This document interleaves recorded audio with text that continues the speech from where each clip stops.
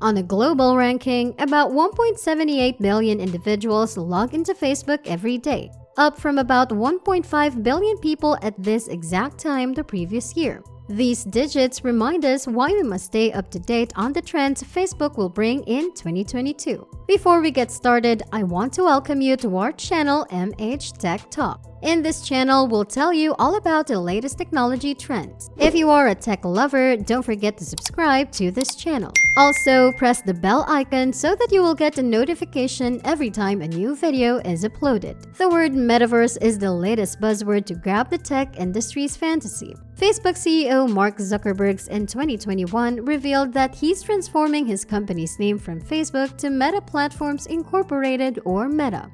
What is Metaverse?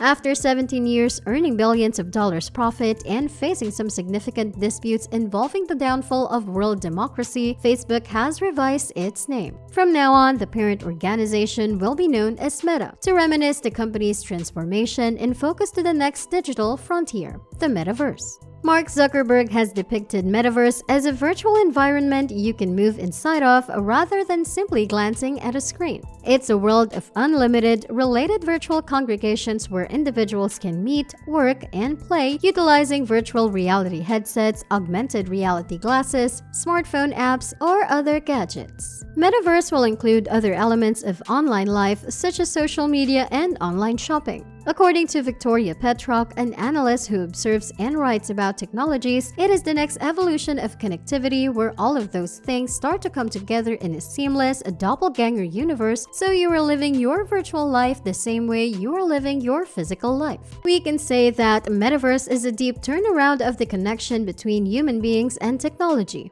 a flipping of the real and virtual. There are different sorts of questions one could ask about this Metaverse plan. Mr. Zuckerberg smudged a vision of the Metaverse as a neat, well-lit virtual globe joined with virtual and augmented reality hardware at first and more evolved body sensors later on. People can play virtual games, attend virtual concerts, go shopping for virtual goods, collect virtual art, hang out with each other's virtual avatars, and attend virtual work meetings. Why is Mr. Zuckerberg doing this? The first problem Facebook is facing is that Facebook's core social media industry is aging, and more youthful users are ditching Facebook in favor of TikTok, Snapchat, and other apps. This problem hasn't damaged Facebook financially yet, but there is plenty of evidence that even Instagram, the seemingly beneficial app in Facebook's portfolio, is quickly losing the interest of teenagers. Mr. Zuckerberg advocated a youth-focused approach by saying that the company's new priority was alluring and keeping young users. The Metaverse could provide support in the company's demographic crisis if it motivates young individuals to strap on their Oculus headsets and hang out in Horizon, Facebook's social VR app, instead of watching TikTok videos on their phones. For years, Mr. Zuckerberg has been annoyed by the simple fact that Facebook's mobile apps run on iOS and Android. For this reason, Facebook's success is highly dependent on Apple and Google, two companies whose priorities are often opposed to their own. In 2021, Apple made the app tracking transparency.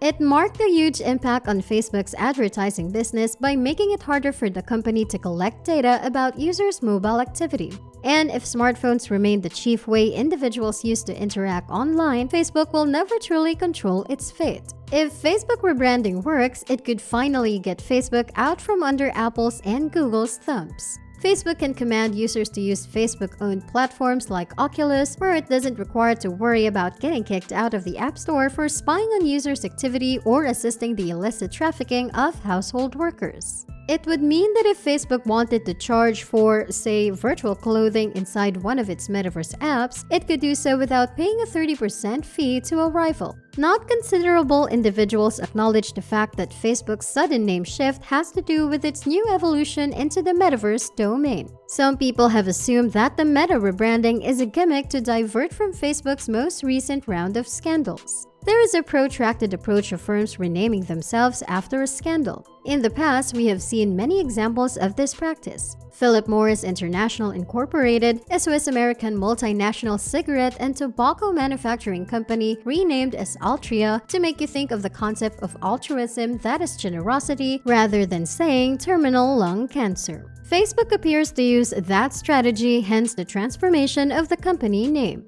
It came after whistleblower Frances Haugen, a former election integrity product manager at Facebook, testified before the U.S. Senate on October 5th that Facebook products harm children, stoke division, and weaken our democracy. As the whistleblower behind the leak of the cache of internal Facebook documents, Haugen has claimed that Facebook puts profit over people. She said, Facebook has been unwilling to accept even a little sliver of profit being sacrificed for safety, arguing that Facebook should hire 10,000 extra engineers to work on safety instead of 10,000 engineers to build the metaverse. Haugen testified, "During my time at Facebook, I came to realize a devastating truth. Almost no one outside of Facebook knows what happens inside Facebook. The company intentionally hides vital information from the public, from the US government, and the governments around the world. This result has been more division, more harm, more lies, more threats, and more combat." She has also exposed one Facebook study that discovered 13.5% of the UK teen girls in a survey say their suicidal thinkings became more regular after starting Instagram. Another Ratted study uncovered that 17% of teen girls say their eating disorders got more menacing after using Instagram. And a whopping 32% of teen girls said that when they felt bad about their bodies, Instagram made them feel worse.